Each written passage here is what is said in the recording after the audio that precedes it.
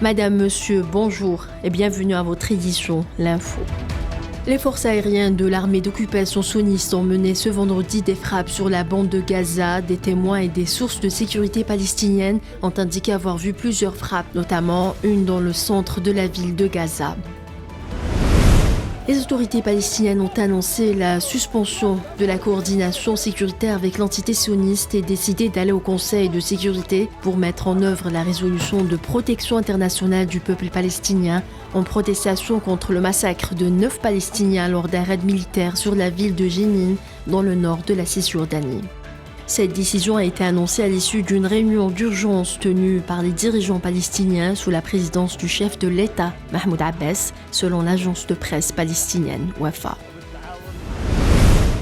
Président le comité exécutif de la réunion préparatoire à la 17e session de la conférence de l'Union parlementaire des pays membres de l'Organisation de la coopération islamique, dont les travaux se tiendront dimanche et lundi prochain en Algérie.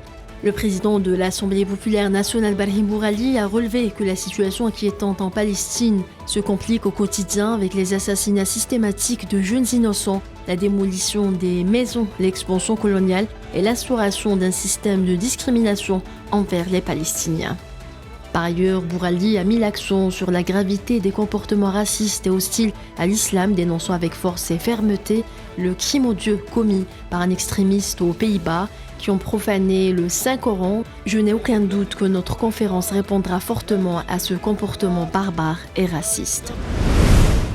Au 4e et dernier jour de sa visite officielle en France, le général d'armée, chef d'état-major de l'armée nationale populaire, Saïd Chingueriha, s'est réuni hier avec son homologue français, le général d'armée Thierry Burkhardt, indique le ministère de la Défense nationale dans un communiqué.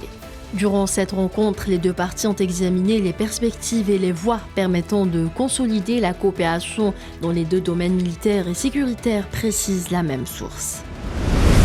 Le secrétaire général de l'ONU, Antonio Guterres, s'est dit préoccupé par le nombre de morts signalés après des manifestations au Pérou et a exhorté les autorités à mener des enquêtes rapides et efficaces sur ces décès.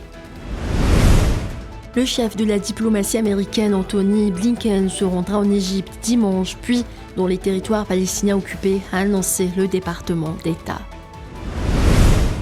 On passe au sport football. Le sélectionneur de l'équipe d'Algérie des joueurs locaux, Majid Boughara, indique hier à la veille du quart de finale du championnat d'Afrique des Nations, CHAN 2022, face à la Côte d'Ivoire, vendredi au stade Nelson Mandela de Brakri à 17h, que ses joueurs étaient déterminés et motivés pour aller jusqu'au bout de cette compétition.